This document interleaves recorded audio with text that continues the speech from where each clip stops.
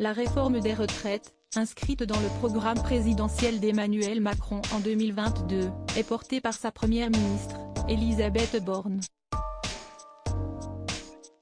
La femme politique se heurte à un mur face aux oppositions multiples sur ce projet de loi et a dû brandir l'article 49.3 de la Constitution pour le faire passer. Après le rejet d'une motion de censure, lundi 20 mars dernier, le bras droit du chef de l'État a, semble-t-il, voulu baisser les armes.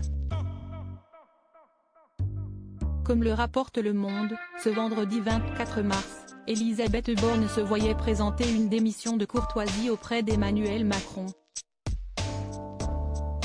Mais le président de la République aurait, selon nos confrères, trouvé cela absurde en décidant de refuser la demande de sa première ministre.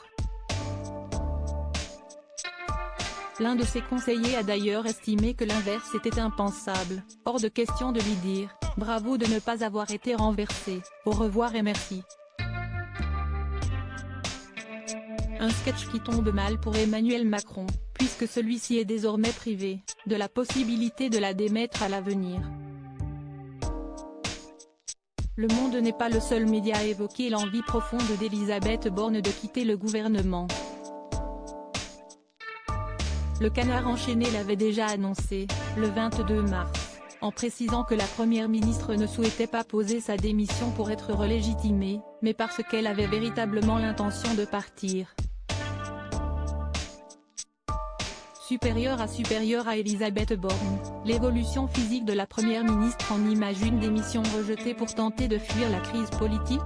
Un proche de la femme politique avait d'ailleurs révélé qu'elle avait totalement craqué et qu'elle en avait marre de ses fonctions, devenues délicates à cause de la très critiquée réforme des retraites, qu'elle porte à bout de bras depuis le début de l'année.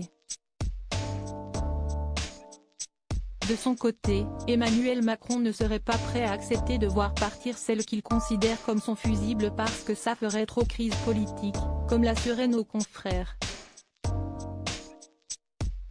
Pourtant, si l'on en croit les propos tenus en huis clos du président, rapportés par Le Point le 23 mars, celui-ci serait en colère contre Elisabeth Borne, qui n'est pas parvenue à convaincre les Français avec son projet de loi.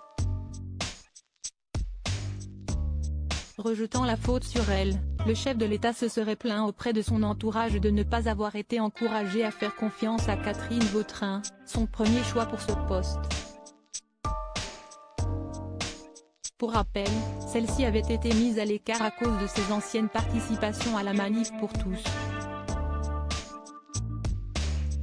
Article écrit avec la collaboration de 6 médias Crédit Photo, Stéphane Le Mouton.